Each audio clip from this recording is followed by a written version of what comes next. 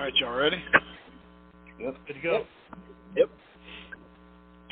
Well, going back and looking at the tape, I thought that as a team we played extremely hard and extremely physical. It was a very physical game, which when you play Auburn, that's the way it's going to be. But I really like how our guys battled in the game and kept coming in the game. You know, you go down 9-0, you're down 16-14 at half, and then there's 10 minutes to go in the fourth quarter, and we're up 30-19, and you know, a lot of resolve with our football team. Continued to fight. We gotta go for the knockout punch there defensively. I hate that we gave up a field goal, but we played great in the red zone on defense. And then the offense takes over about with 4.5 minutes, you know, there, and makes them eat all their timeouts. They got 2 minutes to score and get a 2-point conversion, and we held defensively. So it was a great team win. We complemented each other extremely well. I thought special teams we continued to improve offensively. I thought we played well up front. I thought our running backs, both Kevin and Deshaun, ran extremely hard, ran behind their pads, got yards after contact. You know, disappointed obviously starting the game with 2 3-and-outs and the turnover, and they don't stop us in the second half except for the turnover and 1 punt. So I thought we adjusted well in the game, and we came out and were able to run the ball more in the second half, and I'm really pleased with that. Defensively, our red zone defense was outstanding. When you get 3 turnovers in a game, especially when we created great field position for our offense, we got 21 points off those 3 turnovers. So those things to me were very pleasing. Disappointed 3 times we jump off sides on 3rd down. That keeps them extending drives and staying on the field. So that's disappointing and something we need to address. Our offensive player of the day was Adam Prentice. Blocked extremely well, caught a ball in the flat, but just really did some things in the run game to help us. Offensive lineman of the week was Eric Douglas. Effort of the day on offense was Eric Douglas and Javon Gwynn. We had explosive plays from Colin Hill, had 2. Kevin Harris, Deshaun Fenwick, Dick Herron Joyner, Nick Muse, and Shy Smith all had 1. Player of the day defensively was J.C. Horn. He was outstanding. He was targeted. I don't have it in front of me, but a bunch in the game. He made plays on the ball. He had 2 interceptions. He calls the other interception. So just had an outstanding game. Defensive lineman of the week for us was Kier Thomas. I thought was very disruptive. Played extremely well in the game. Effort. Tonka Hemingway in his first start played extremely well in the game. Played extremely hard in the game, and I thought Ernest Jones' effort was outstanding. Ball Hawks, we had JC had 3. Jalen Dickerson had 1. MJ Webb had 1, and Ernest Jones had 1. Special teams. Player of the day was Brad Johnson. Continues to be an outstanding cover guy on both kickoff and punts. Really gets down the field. Has been very disruptive for the other team. And the effort of the day was Zaquandre White. He did a great job as a gunner for us. Was the first one down multiple times and forcing some fair catches. So good to continue. And I thought Kai punted the ball better. I think the rugby punt helps him. But he made a couple other nice punts. We wish we'd have gotten a shot at the there at the end to pin them down deep, but it was we told them to have a 1-step punt to make sure we got it off in case they pressured and they didn't come after it. So it was a good win for our team. We need to build on it moving into this week and headed to Baton Rouge. I'll open up for any questions. Will, it's Dave. Auburn converted, I think, 6 of 9 third downs in the first half, but only 1 of 7 in the second half. What was the main adjustment you guys made to take that away in the second half? Well, he hurt us with his legs. We were not as disciplined in our rushes that we needed to be. We changed up some things as far as our pass rush and how we were going to rush him. We needed to constrict the pocket on him, and we did that much better in the second half as opposed to the first half, and that was the biggest thing.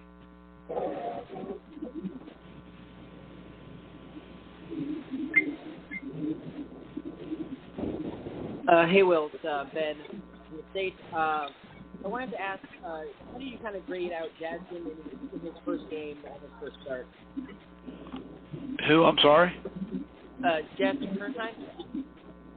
Jasmine? Yeah, I thought Jasmine did some good things. He got a lot of displacement in the run game. Again, I think the thing that Jasmine continues to fight is a consistency of play. Just being very, very consistent, especially when you're playing on the offensive line at the left tackle position, the blind side spot of the quarterback. continuing just to make sure that we're assignment-wise and technique-wise that we're more consistent, and that's something he'll continue to grow into as he plays more and more. And he's still a young player as far as his playing time is concerned and his experience is concerned. But we thought he did some good things. Will, this is John. To follow up on that, how do you feel like the offensive line has progressed over the first 4 games? Are they kind of where you thought they would be at this point? Where have you seen the most improvement? Well, I think that, moving Dillon back to right tackle is his most natural position. There's no question. I think Cedarius Hutchinson is playing at a high level.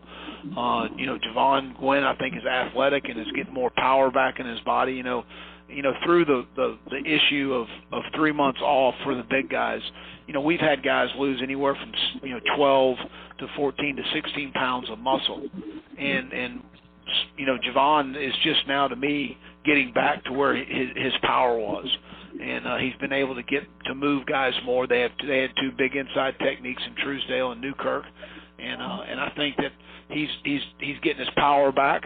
I think Eric Douglas directs our offense extremely well. He's extremely bright. He handles all the calls. And Jasden, in his first start, I thought did some really good things. So I think we've got our best 5 out there. Right now, I think it took time to get to that point sometimes for some different reasons, and I think I've explained some of them. But I think that this layoff of 3 months affected big guys more than maybe it affected some of the skill positions, in my opinion. Well, Dave, again, you mentioned how well John Dixon played yesterday. Did he maybe show you enough so that when Izzy does come back, that John may still retain that spot over Izzy and you might look at Izzy somewhere else? Well, I think that, again, we're going to get our best 4, our best 5, or our best 6, wherever that may be. But John's play certainly has given us a lot of confidence in him to go play. I think in all told, it was close to 90 snaps in the ball game. And he and JC going in the game, we told them unless an injury happens, you're going. So don't try and come out. So those 2 guys both played very well. Obviously, JC had an exceptional game.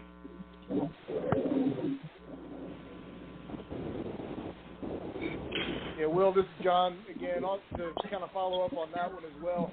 I don't know how much you want to address on this, but Cam Smith posted a picture on his Instagram from, it looked like a hospital bed. Is there anything that you can share with us on him?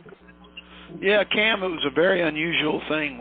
Wednesday's practice, he was covering a deep ball, and he got tangled up with the receiver. And it turns out he got cleated in the back of the heel, and he's got about an inch gap in his heel. And we were afraid of infection, so we sent him to the hospital to make sure he got the antibiotics and everything. And he's fine. He's out of the hospital now. We were worried that there might be some infection, but it was a pretty large gash. We think he'll play this week, but he's fine. It's nothing serious. It just is a very unusual. The guy, he got cleated in the back of the heel, and just created a huge gash in his heel, and they had to put some stitches in there, and they wanted to make sure that it did not get infected.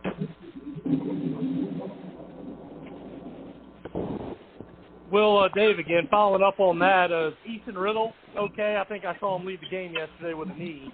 No, he tore his other ACL. I hate that for him. He was a core leader of special teams for us. Was a guy that could go in and help us at linebacker in multiple spots. I've already talked to him about coming back next year, and it's something he's going to explore. But considering the situation we're in, I hope he does, because he's been a very valuable member of our organization.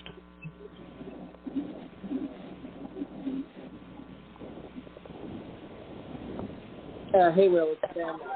It looks like, at least from my naked eye, you guys might have had a couple of, called draws. Was I seeing that right? And was that just something that you guys were trying to go after? What was the approach there? I'm sorry, Ben. It broke up. I can't understand you. It looked like, to the naked eye, you guys might have had a couple of stupid draws against Auburn. Was I seeing that right? And what was kind of the thought and approach there if I was? Well, there's a couple situations where it's a little bit of a triple option. It's an opportunity to throw the ball in the perimeter to the back, If they don't leave the box, it's an opportunity, whether if it's middle field coverage, to throw the ball backside to the X, and the last option is for him to run the ball. And in both situations, that's what happened. So it's not something we want, but that's the way it presented itself. We thought we'd be throwing the ball on the perimeter, either to the back in motion, or throwing the ball backside to the X in man coverage.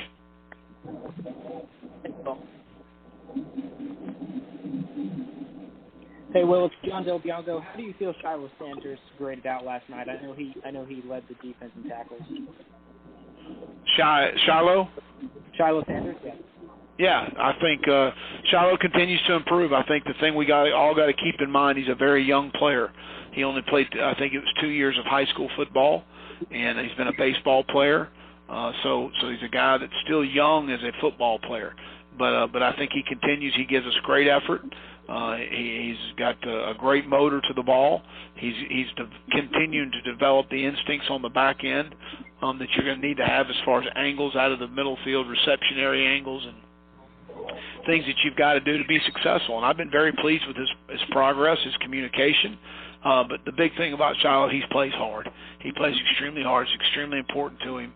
And I've been real proud of his effort. And he had a lot of production yesterday. He did a really nice job for us.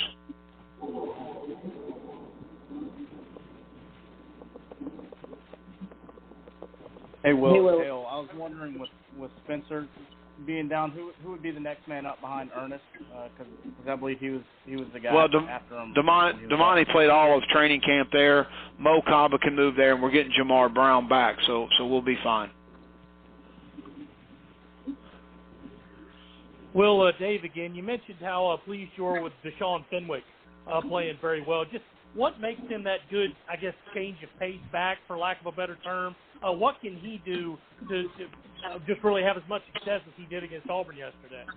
Well, I think he's running behind his pads. He is a big, powerful young man. And when he gets behind his pads and runs the right way, he's a very difficult guy to tackle. I think that's something he had to learn when he got here. In high school, he was bigger and stronger than everybody else, so he could run high and be able to run through contact. On this level, you can't do that. And I think through the years, he's learned that he's got to get behind his pads when he runs, and that's something I saw yesterday. I thought he's had his best game running the football as far as just getting behind his pads and running behind his pads, and Kevin did as well.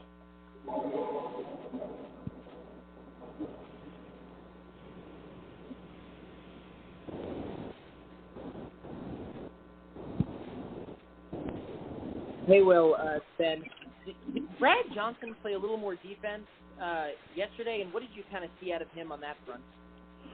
Well, he's a really good pass rusher, and with Aaron being out, and he played some defensive end in our nickel package, which he's done before. But he gives us an extra set of legs as far as pass rush is concerned. He plays extremely hard. He's a heavy-handed guy, and he's only about 245. But he's a very heavy-handed guy. He really holds himself well, even against bigger linemen, because of how strong he is in the upper body. But again, he's a really good pass rusher as well. And so he had some nice pressures yesterday on the quarterback and flushing the quarterback. We had a hard time getting him down, especially there late. We got a little tired rushing the passer, which is the most exerting thing you do as a player. But I thought Brad did some good things for us at the end position. Yep. Well, Dave, again, if I could trouble you to look ahead a little bit. Obviously after LSU is the bye week, and normally I think the kids would probably get a few days off to go home or whatever. With COVID hanging over, do you have any plans for what you guys will do on the bye week to kind of keep those guys contained?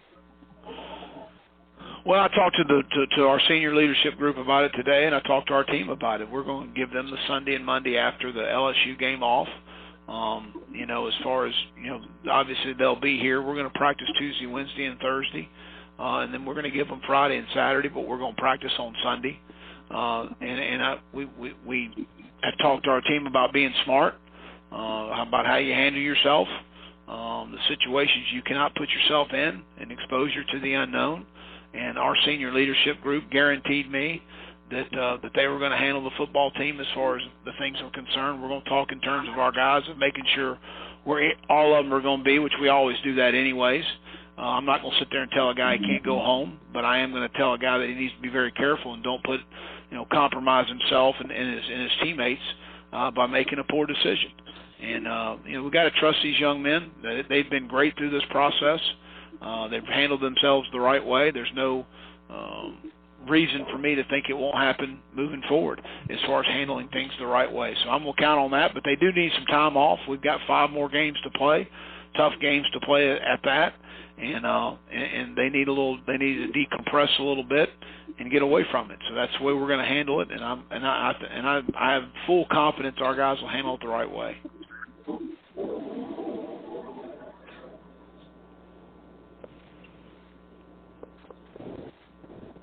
Is Colin on his honeymoon, or is he on the call?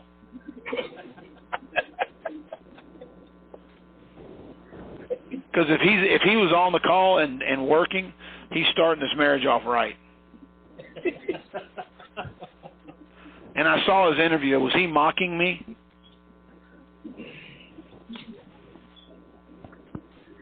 Nobody answers. I think he's the only one who can answer that one. I didn't say it. I thought it was funny. I couldn't say I wasn't there. I thought it was good. He didn't say upper body injury. That's a good one, but I thought it was good. His hair looked better than yours, though. Yeah. Hale, you have no room to. That's you. I'm assuming you have no room to talk at all. So. I'm disappointed you can't recognize my voice. I can recognize it anywhere. Well, Dave, again, just checking up on Rosendo Lewis. Is he any closer to maybe getting back? He's running in the in our workout group right now. He's been cleared to do that, and I'm hoping in the next week or so. I think Clint told me after the open date he felt like he'd be able to get ready for A&M, but I don't want to promise you that. I'm not positive. We've talked about it about 2 weeks ago, but I saw him in our working out with our strength coaches while we practiced tonight, and I thought he was moving around pretty good.